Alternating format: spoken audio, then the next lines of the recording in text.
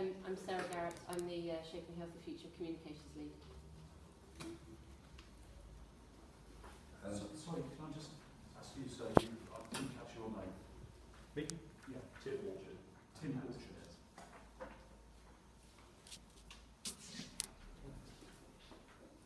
Councillor, there is one further member who unfortunately hasn't finished her evening surgery yet, Vanessa Andre. She will join us as soon as she actually can. If I can just outline the shape of the presentations, I propose to give a brief background to the current situation for Shaping a Healthier Future, assisted by Dr. McGoldrick.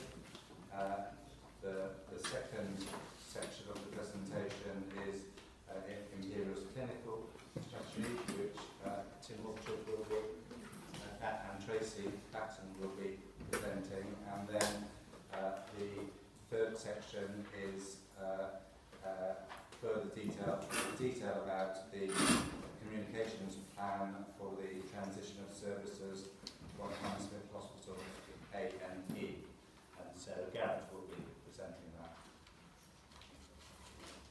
If I may, as just a background to what leads us to where we are today, to say that the North West London JCPCT made decisions on Shaping a Healthier Future in February 2013, and these were accepted by the Secretary of State following an IRP review in October of this year.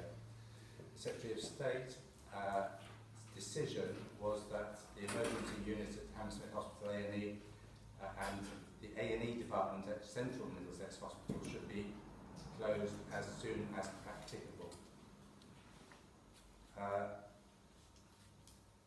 This decision was reviewed by the Shaping a Healthier Future Implementation Programme Board and Clinical Board, and it came to the conclusion that the best date to make a joint closure of the two units was September the 10th, and this was on the recommendation of both trust boards. So both boards, Imperial and North West London Hospitals Trust, confirmed that they're planning closure for these units on 10th of September this year. Aligned to an insurance process, which I will go into slightly more detail in a moment, that has been undertaken by the CCG, NHS England have completed an assurance review, and they will also issue an assurance report. At a meeting earlier today, the CCG took assurance of the safety of the closure of Hammersmith Hospital Emergency Unit. Brent CCG are meeting tomorrow to undertake a similar process for the closure of Central Middlesex Hospital A&E, and a public information campaign will be launched on the 28th of July, and we will provide you with more details shortly, or in fact, Sarah Garrett will. In order to ensure the smooth transition of services, an operational executive group has been established. This is in the context of a wider set of activities for shaping a healthier future. We are continuing to develop our anti-hospital services, and Susan will go into further detail about that shortly. But one of the things that we did today in the governing body meeting was agree the funding for 20 extra staff in Hammersmith and Fulham, medical, nursing and re-ablement staff. I've mentioned the Hammersmith Hospital and Central Middlesex Hospital transitions. The other two elements that we are currently engaged in is contingency planning for the transition of healing maternity services. I can go into more detail if that is required.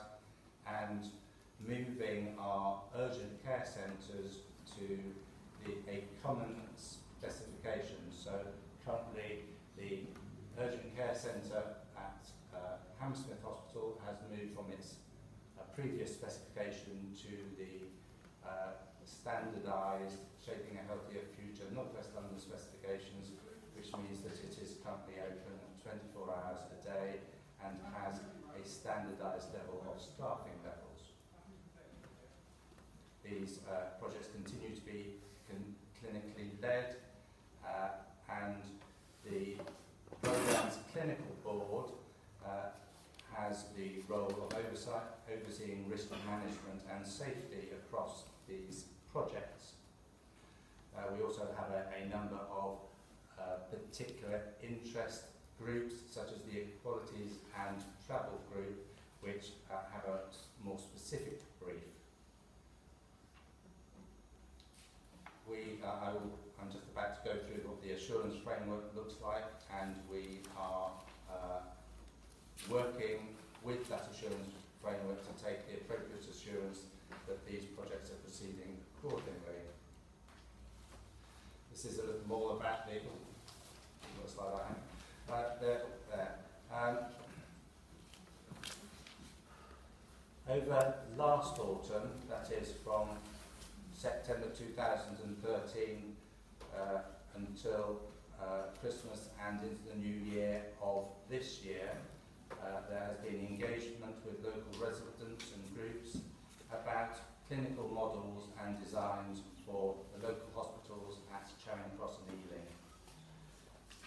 That process in the case of Hammersmith and Fulham has also fed into the clinical strategy that my colleagues will be further presenting on in a moment.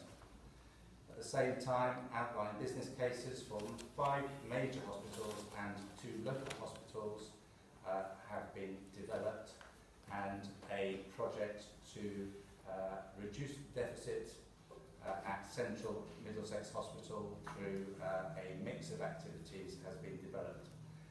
These are at a stage of strategic outline business cases, and they are, as we are speaking, being agreed. This is a slide on the assurance framework. We have gone through this developing a process for assurance and then carrying out assurance. It involves identifying decision makers and who we should work with, assessing readiness of the providers of different services, checking the trajectory of out-of-hospital services and the increasing use of alternatives to hospitalisation, and then evaluating and developing indicators for evaluation of this process. The box underneath shows the 8 areas that we have been assessing and assuring ourselves upon through a combination of documentation, presentations, questions and answers. We also have considered as a separate part of the assurance process the risk of delaying any change that is proposed. Dr. Goldrick will give you some more information about some of the other things that we are doing locally.